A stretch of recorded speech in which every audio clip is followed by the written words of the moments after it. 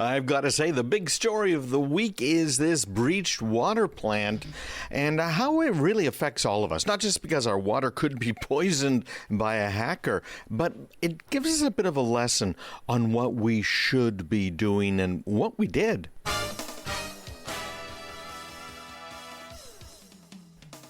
Hi everybody, Craig Peterson here. There are many things that we did over this lockdown. That 2-week lockdown to flatten the curve has turned into what now? Almost a year later, we are still seeing these lockdowns. These lockdowns caused havoc. Now, I'm not going to get into the political sides of this and what should we have done, what shouldn't we have done. What I want to talk about is what we did with our jobs, what we did with our businesses. I think we did some terrible things there too. What I'm talking about is we need to stay home, but we have certain businesses that need to stay open. Now, frankly, every business needs to stay open. It's a business because it's fulfilling a need, right? It is so basic. It's hard to think that people don't understand this, but obviously they don't. We shut down businesses that will never, ever come back.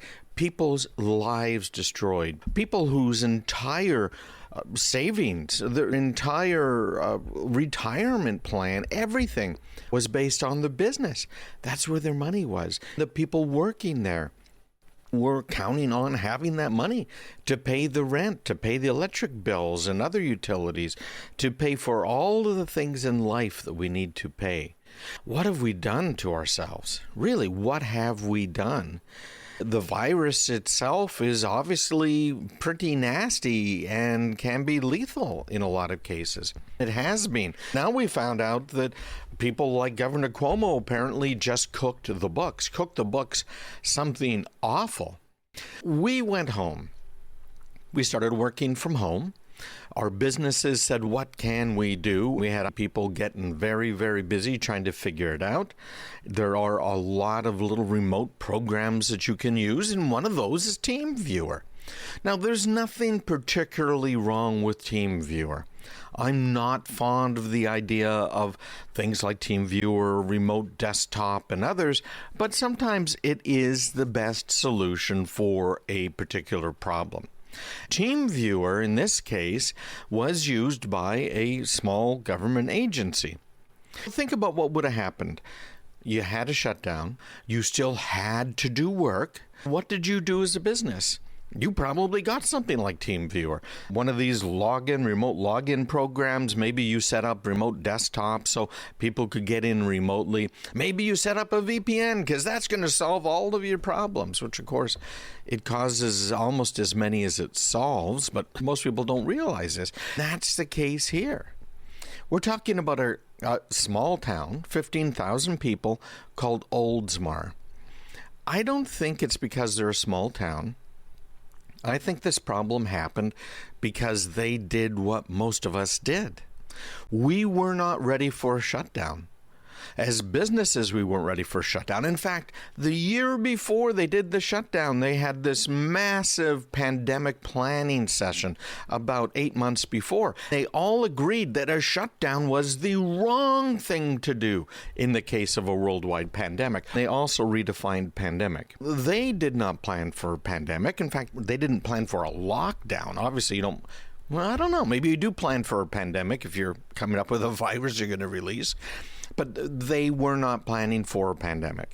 They were not planning for a lockdown. And neither were businesses. Most businesses, government agencies, and NGOs had no plans in place even for disaster recovery or business continuity.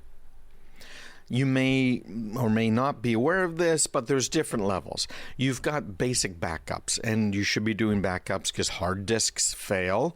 One of my customers' CEOs thought that hard disks never failed. She was really upset when a disk crashed that we've been warning her about because we keep an eye on things called smart stats on the disks. We said, you've got this disk, it's going to fail. You probably need to fix things because you're not in a RAID array. You've fallen out of that already. Things are going to just get worse. You have a backup. You hope the backup's going to work if you get ransomware. And I got to tell you, nowadays, the answer is no. There's two sides to ransomware, but we've talked about that before. I'm not going to get into it right now.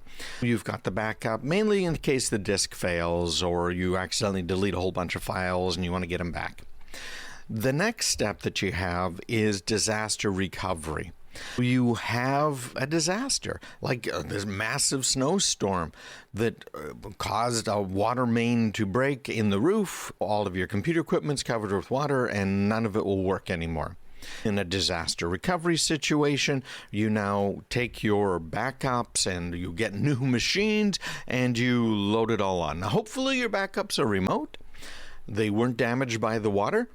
Unfortunately, most businesses, again, not thinking this through, just hoping, crossing their fingers that they're not going to be one of those 50% of businesses that is out of business because of a disaster. Actually, it's closer to 75%. Depends on whose numbers you're looking at.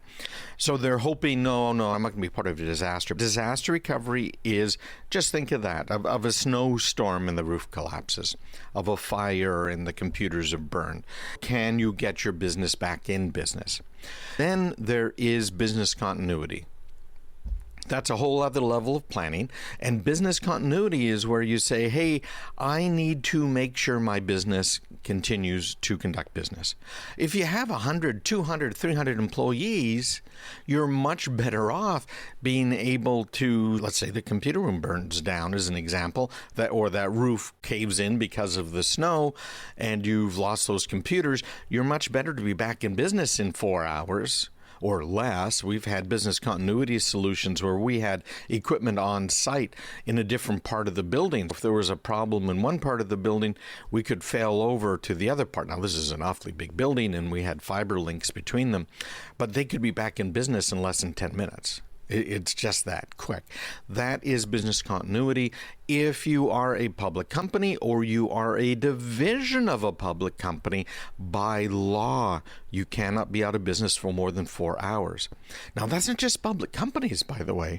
Those same rules are in place for doctors' offices, for hospitals, any medical personnel. You have to be able to get at the patient's records within 4 hours. How many of us are ready for that?